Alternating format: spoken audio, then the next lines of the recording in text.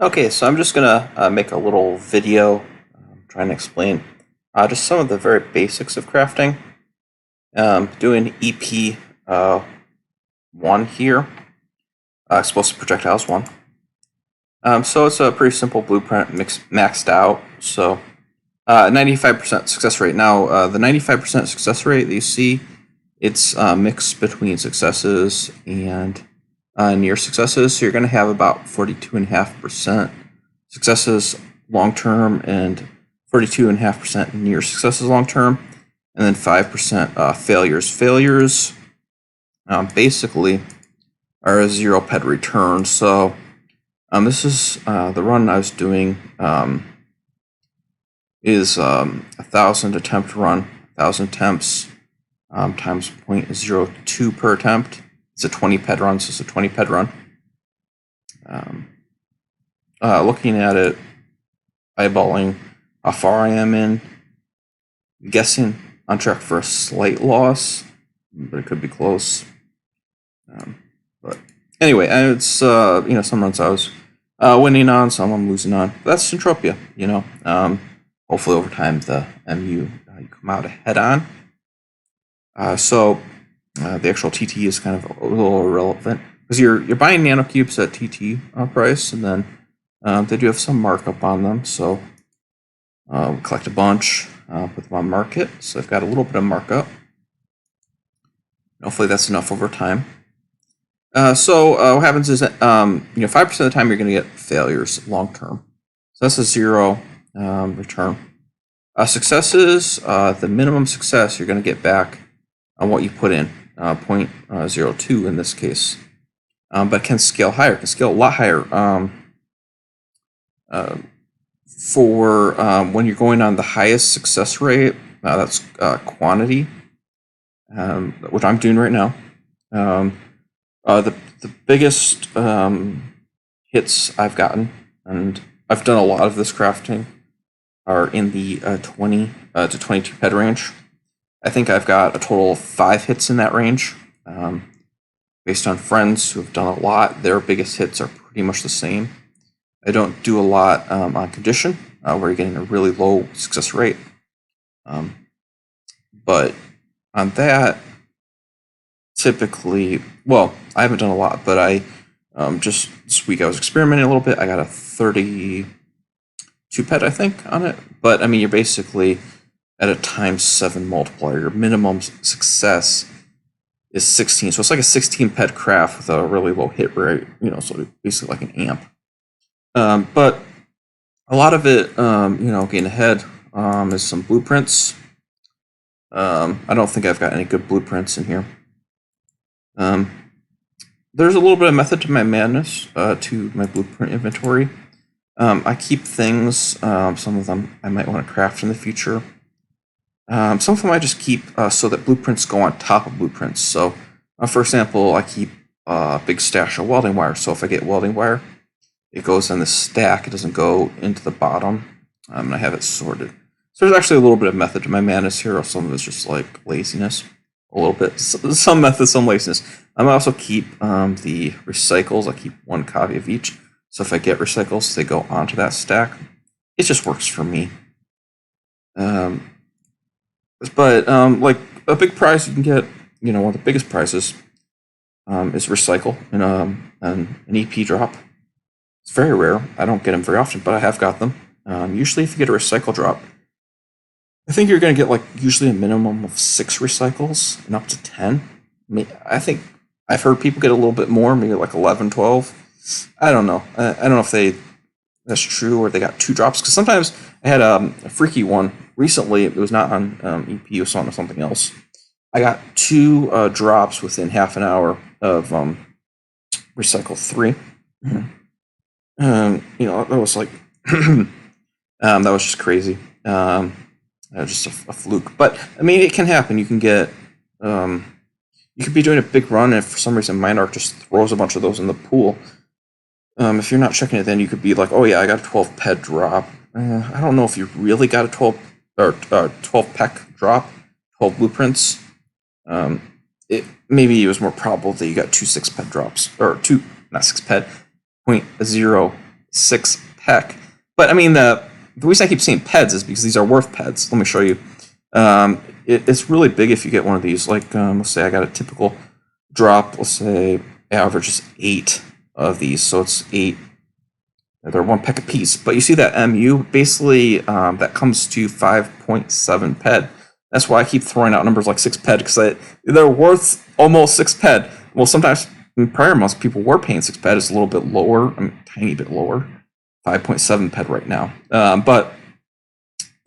So, I mean, you can get huge wins off EP1. I mean, you know, a lot of times you're going to lose. The pool you're in, it doesn't matter. But you can see, like, I'm doing like a 20 PED run. I mean, hypothetically, I mean, the chances that in this 20 PED run I got a drop like this are low. But let's say I did. Just on the blueprints alone, if I got 8 of those at around 6 PED each, that's a 48 PED. It's a huge win. It can cover so much crafting, you know. So there can be some big wins. As I said, sometimes you do get like a 20 PED drop. It usually is almost all metal residue. Sometimes you get some nice welding wire if you get a bunch of welding wire drops in a pool. And that can push your returns really high, you know, into the positive. A lot of times you just get these little crap blueprints, like basic sheet metal. I mean, it's not crap blueprint, but I was like, I probably got 1 billion of those. I mean, you get some interesting stuff, like I can miss some supercharger, suspension blueprints, battery blueprints, but you get a lot of them where it's like, okay, I'm scrolling over this, you see I've already got like component widget 2 is pretty interesting blueprint. I was wondering today, could I craft that? See, I need component widget 1. Well, I do actually have component widget 1. I guess I found it in Exile and I stuffed it in storage. So maybe I should think about trying to craft some of those. But I mean, I haven't looked into it too much. But I've heard it's a good blueprint, so that might actually be a good one. If I have component widget 1 and I want to go component widget 2, I have no idea. But obviously I should start with the first one first, because the components build on it. It's an increasing craft. But I mean, you can see the very basics of this. Since I'm going for the highest amount of EP, because that's my big markup. The EP is at 106 currently, so 6% markup. If I'm going amped, I'm going to get more of the residue, which is like 101%. So I'm trying to get as much of the EP, as much of the markup as I can. Plus, on these near hits, I'm getting a lot of shrapnel back for the rounding. So something Mind Arc does too. And because the craft is small, when you gain partial hits or getting close, it's rounding your closeness, giving you some shrapnel to make it a good craft or a reasonable craft to try. But you can see I'm basically, 5% are going to be 0. About 42.5% are going to be near successes, and those are going to range from 0.01 or even less than 0.01, because sometimes be like half a pec that you get back to almost close to 2 pec. I mean, like that one, I just got 0.093. It's not the lowest. 0.095, so it's less than a pec. Those misses. The hits are going to be a minimum of getting your TT back. And some of them are going to be quite big, especially, sometimes you can get a hit even if it's like 5 pec of EP. It could give you 95 pec of welding wire blueprint. That's the one that drops in huge quantities. So you can imagine on doing this run, if I got a couple of those, just that right moment where it just happens to want to give you all those. If you just get that right moment, you got a handful of those where you're getting, 95 pec or even 75 pec or 60 pec. That can add up really quickly to be a winning run. So I'm just going to wait for the end of this one, and then we can go through, see how I actually did. Looking at it, I just wanted to record this video. I think it's going to be a TT loss. But I mean, I did get some okay hits in here, so this is not like I definitely had much worse runs than this, but I don't think it's going to be a TT win. But yeah, it's interesting. It'll be a little more interesting actually to look at a run, which isn't a success. I mean, I had a good run earlier where I got had 4 pet on TT because I got a 5 pet hit, one of these little EPs. But I mean, more interesting actually, I think, to look at a run where it didn't go exactly perfect, because we can see a little bit if I cover it with MU, or if I came in close off a losing run. Because it's not a devastating loss, so I could have potentially covered it. I don't think I did. I don't think I'm going to cover with the MU. That's just my guess, but maybe I will.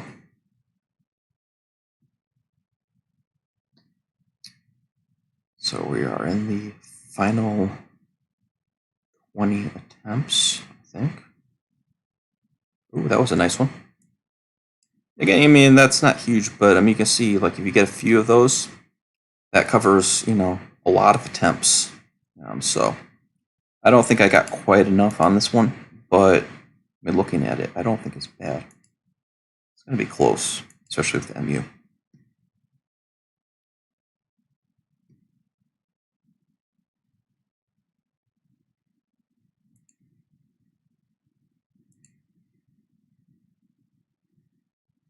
Few more. Big money. I'm just joking. Hey, but if a recycle pops in, I'm going to be super happy. But I mean, those extremely rare, maybe once a month if you're going nonstop, but more likely every other month, even if you're going at a really high rate for a super long hours. But I mean, you can't go a super long hours because I stick 100 pet run in here. I think I'm running through around 14 pets an hour ish. Maybe that's a little low, but I mean, the point is, if you're going 14, 15, 16 pets an hour, it's 100 pets is gonna last you a pretty good long time. Maybe 6 hours or no, 8 hours or so. 8 hours, so I think. Okay, so this run actually is pretty interesting because it's a 20 pet run, 1,000 times 0.02, 20 pets. TT back is 19.51. So that's what is that? 19.51. I think that's 2.5% off the top of my head. Let me try it. 19.51 divided by 20 pets. I basically need 2.45% to cover. So I may have gotten it, but let's just see if I got 49 pec in there. Let's take the amount of explosive, 11.37, and I'm just gonna see what the MU is on that. So I'm gonna just times it by 0.06 just to see what the MU portion is. The MU portion is 68 pec, which is, so I basically did 11.37 times 0.06 just to find the MU portion. So 68 pec covers my run. Now, theoretically, maybe it doesn't sell for that much. So maybe I'm not covered. But then the not the nanocubes, the metal residue has some markup. Whether or not I actually covered, this is pretty close to actually being a winning run. So you can see, even though I was a little bit behind, the MU may have pushed it positive long term. Obviously, I can sell in those quantities. Those quantities are super little. But I do a lot of this crafting, so it bulks up and I sell in big quantities, limits the fees I'm paying. Hopefully I do get that good price, because it's going at a good price recently. If I do, that little losing run may have been pushed to a winning run. And hopefully over time, but that's, EU. If you try to play it smart and win on the MU, So I hope you enjoyed this video.